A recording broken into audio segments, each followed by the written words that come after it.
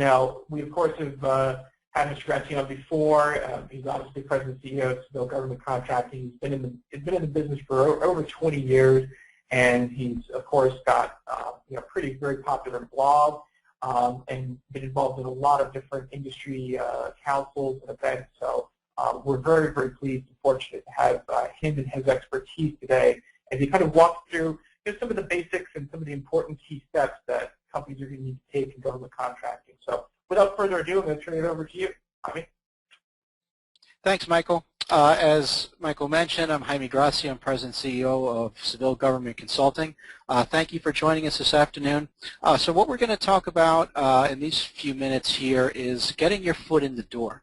Now, the target audience really for this presentation are those folks who are new to the arena, who are trying to get that first government contract, or if you're lucky enough to have that first government contract, get the second one and really try to expand your business. So if you do have, if you're a seasoned expert in this field, that's great. Hopefully you can get some good takeaways from that as well. But I really wanted to start for the target audience that I just mentioned and kind of lay out the environment. Because getting that first contract and, of course, getting your foot in the door is becoming more and more difficult, and the current environment is certainly very challenging. We're going to talk about some of the specific issues that small businesses like us are facing. So we're going to answer hopefully some questions on how do we get in front of the buyers. Certainly federal agencies are the potential buyers, but also getting your foot in the door is talking about teaming and subcontracting, and how do we get in front of them as well, because they are potential buyers as well.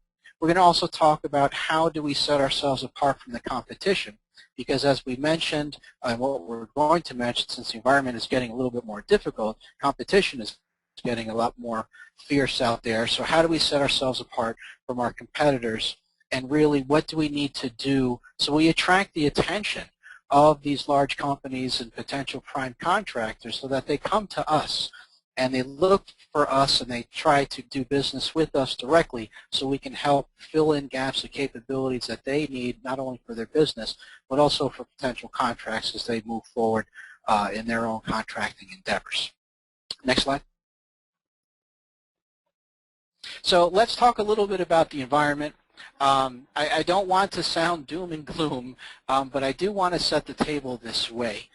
Because as I mentioned, this is probably one of the most challenging environments in recent memory, not only in government contracting, but also very much for small businesses, because the hits for small business tend to be a bit more acute, just simply because we don't have the resources or the revenue, unfortunately, to really take these blows like the big companies do. So some of the issues that are currently involved right now, certainly federal budgetary pressures are one. Don't need to talk too much about that. We all know, just reading the newspaper, about some of the issues that are out there. But certainly as the federal government looks to scale back, they're looking to save money.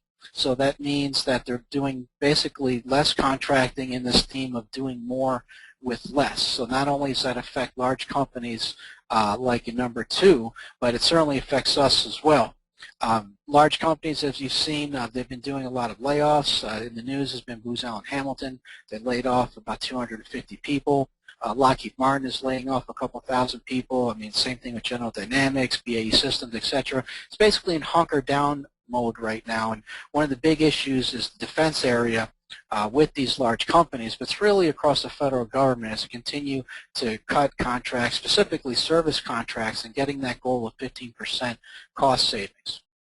Certainly for small businesses, and I put the link there to a nice report from the American Express Open Network for Small Businesses. Certainly recommend that you go take a look at this report. It's going to kind of show you this difficult environment where small businesses are spending more in resources but getting less return on that, which is kind of an issue involved with this environment, that it's becoming more and more difficult, and we're having to spend more money and invest more resources to get that contract. And of course, we're getting a less return on that investment. But nonetheless, you know, what else can you do? It's either get into the market or step out, and unfortunately, that's a consequence of this current environment. One of the biggest issues I see for this environment is really the fourth bullet there, which is, you know, I put small business contracts in quotes, because a lot of these contracts that are designated for small business are going really to large companies. The federal government has a 23% goal of federal business contracting to small businesses. And most agencies claim they either do this or they're close to it, but when you really peel back the numbers in the Federal Procurement Data System, it's not that way at all. They're significantly lower than that for true small businesses. There's an enormous amount of fraud and abuse and loopholes involved with small business contracting. Unfortunately, accountability is also missing, not only on large companies, but also in the federal government to ensure that small business subcontracting goals per FAR 19 on those contracts that are greater than $650,000 are actually being met, but more importantly that the small business is getting its fair shake of that business in both percentage and dollars. And of course, those loopholes that I talk about are some things like small business set-asides, which are mandatory for any contract valued of $3,000 above the micro purchase threshold and then $150,000. That automatically should be going to a small business, but unfortunately there are a lot of loopholes, specifically with GSA schedules and some Defense Department contracts, in addition to some loopholes that the SBA have built to the tune of $40 billion in small business contracting that large companies or other than small business companies are getting. And of course, industry and government relations just continue to deteriorate. Certainly with the closed door policy that a lot of contracting shops and agencies have, specifically with small businesses, because they see small business as a necessary evil, yet they also see small business as very risky, simply because either small businesses don't have the past performance for a type of work, they may have some great corporate experience, and they may talk about innovation, but at the end of the day, the government is extremely risk averse and would rather do business with the large company that they're known and they're comfortable with, kind of leaving small businesses out in the cold. So it's very important to kind of know this environment of kind of what you're getting into. And I don't want to, again, paint doom and gloom, but it is realism, this environment. So it's an extremely tough environment. It requires a lot of perseverance. It requires a lot of thick skins because you're going to get doors slammed in your face consistently, and no is going to be the #1 answer. 9 times out of 10 you'll get no, but again, this whole webinar, kind of what we do as a small business every day is finding that one yes that can really open the doors for more, and of course getting our foot in the door is the most important part. Next slide, please. Okay, so where are the opportunities for us as small businesses? Now, all these opportunities here are free. These are available for you. Currently out there, certainly just doing market research using Google is probably the most effective and common way that we do market research as small businesses. But you can completely build your pipeline and find these opportunities and getting your foot in the door simply through these through these items here. Certainly the first one is the Federal Procurement Data System, FPDS. That is the activity. It's fpds.gov. That is where all the federal government activity is currently housed. That is the central warehouse of all government contracts, past and present, that you can find and build your pipeline so that you can find out exactly what agencies are buying what products, so now you can specifically target your products and services to a specific buyer. And also see which contracts are up for renewal, which contracts have an opportunity to be recompeted, and then put yourself in a position to get ahead of the curve and do that capture management and that business development strategy around those opportunities. And then, of course, finding partners and teaming opportunities are really important now, so you can do that effective capture management. So Federal Procurement Data System, FPDS, should be one of your leading resources for you when you build your pipeline and find opportunities for contracting, and of course that's available for you for free. I also put USA Spending down there, which is just a feed from FPDS. However, USA Spending is a lot more user-friendly, so I got a lot of better interfaces, and the search capabilities are a little bit better. But just keep in mind that USA Spending has a 30-day delay from FPDS, so there is a bit of gap there, so just keep that in mind if you do want to use USA Spending. The Office of Management and Budget, OMB, they are providing the opportunities for agencies via eGov to submit their OMB 300, which is their planning, budgeted, and acquisition and management of capital assets. This is very IT focused for any major acquisition, which is defined as anything over $1 million. And this gives you a gold mine of information about every agency's major investments. So you can see exactly what the agencies are trying to buy, exactly what the budgets are for those opportunities, what the requirements are, what the strategy is, and it provides you the roadmap for really finding an opportunity in your kill zone and now reaching out to that organization and also the prime contractors that are going to be pursuing these opportunities, so you can get in front of these buyers and be educated about exactly what it is that they do and what it is that they're buying, so now you can target your opportunities more effectively.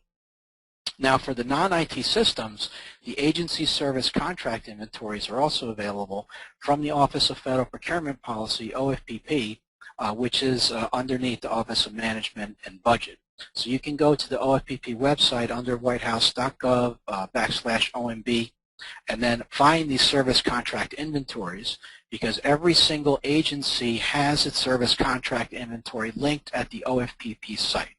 So this important information here is just like with Federal Procurement Data System. It shows you all the service contracts that an agency has. It shows you how much they're spending on these contracts. It shows you the requirements for these contracts. And it also shows you when these contracts are up for renewal, the dates of these contracts, who's performing the work. So again, it's another great gold mine of information that's out there for free that you can really target your opportunities and also build your pipeline using these available resources. Another great way to find opportunities for small businesses and getting your foot in the door is through simplified acquisitions. Again, these are smaller dollar acquisitions, normally under $3.5 million, that are going to be normally set aside for small businesses. So you can find opportunities for these little wins, these little hits, because again, this is getting your foot in the door. And it's a great way to get that first win with the smaller contract, which will normally lead to not only extensions and hopefully more dollars under your contract, but get you into the agency, get you meeting with the customers, and get you really meeting with the buyers, so you can now increase sales under this one opportunity or find ways to amplify your sales because of this one opportunity. Of course, networking is probably one of the most important areas out there. You're doing this as attending through this webinar and trying to educate yourself about different ways to find opportunities. Going to events, going to networking events, going to seminars, conferences, etc. That's always very important. That should be part of your capture management and business development strategy, certainly, is to find where the buyers are. So certainly you need to educate yourself on what they're reading. Federal Computer Week, Washington Technology, just the 1105 Media resources are very good to see kind of what's going on and what events are out there. GovEvents is another great website. Certainly the GovWin platform posts events for you as well. So there's a lot of great ways to find out basically what's going on. Now, what's nice about these resources is it's not just DC based for those folks that are not in the Washington, D.C. area. So you can definitely find events all over the country. Of course, they are concentrated here in the D.C. area just simply because you rob the bank because that's where the money is, and here we are in Washington. But certainly those opportunities are available. And of course, don't forget Federal Business Opportunities, FBO. So that's a great way to see basically what source of SALT notices are out there, some pre-solicitation notices, and trying to get ahead of the curve of requirements that have already been developed at an agency, and then putting yourself as an interested vendor for that opportunity and then trying to market that way. So when you log into fbo.gov and you find the requirement that you're interested in, you can look at the Interested Vendors tab and then sign up and hit the button, Add Me as an Interested Vendor. So this information from CCR, the Central Contractor Registry, is now pulled into this Interested Vendor list, and it will now show the person, the point of contact for your firm that is registered in CCR with their phone number, and of course it also shows that 6-digit NAICS code, the North American Industrial Classification System code, that will show what types of business things that you do, both services and products. That way you can kind of put yourself out there and say, hey, I'm interested in this opportunity, and hopefully teaming partners will come to you and vice versa, and you can see who else is interested in this opportunity to see if there's other ways that not only network, but find yourself teaming opportunities from FBO. Next slide, please.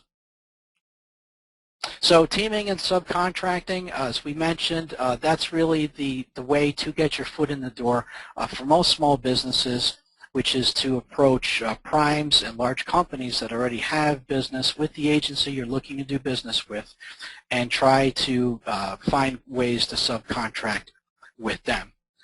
Like anything else, it's a networking opportunity.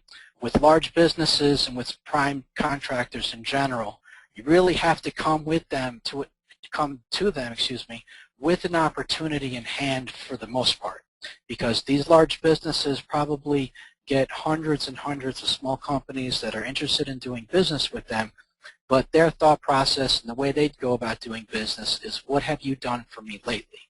There's a lot of companies out there that certainly are good for them, that can fit capabilities, but that's really your marketing pitch to these companies, is why you should choose me and why you should do business with me. So that really goes now to be proactive and also educating yourself, because you need to, again, come to a company with a strategy in hand on why they need to talk to you. Whether you are a certified business, such as service disabled, veteran owned, you just got your 8A, if you just got on a MOBIS schedule, you really need to come to this company with an opportunity in hand or with potential for business, so that you can tell them, hey, company X, large company, I've been marketing this opportunity. I think we can really do some great work here. I see that you do some work in this agency, and it might be a good fit since you have contracts with them. Perhaps we can team on an opportunity or create an opportunity for ourselves to do business together. And more importantly, what you're doing there is showing them those differentiators, why they should do business with you. And I put certifications under that because that's a major differentiator. For example, if you're very interested in doing business with the Veterans Affairs Department, of course, being a service-disabled business is a key differentiator, since their goals for SDVOB are very large as compared to other agencies. Again, this corporate experience is also very important. Unfortunately, at this stage in the game, you don't have any or very little past performance with contracts, but you may have a very good corporate experience portfolio of commercial contracts that can now translate into government business. And that's what you have to try to do, is lower the risk to either a large or the government buyer, large business or the government buyer, and show them that your corporate experience translates very nicely into federal work, how to lower those risks to show that you can do this work competently in a federal environment, which may be new to you, but also to show them that our business and our solution set is really a great complement to what you're doing and can provide a powerful solution for your customer.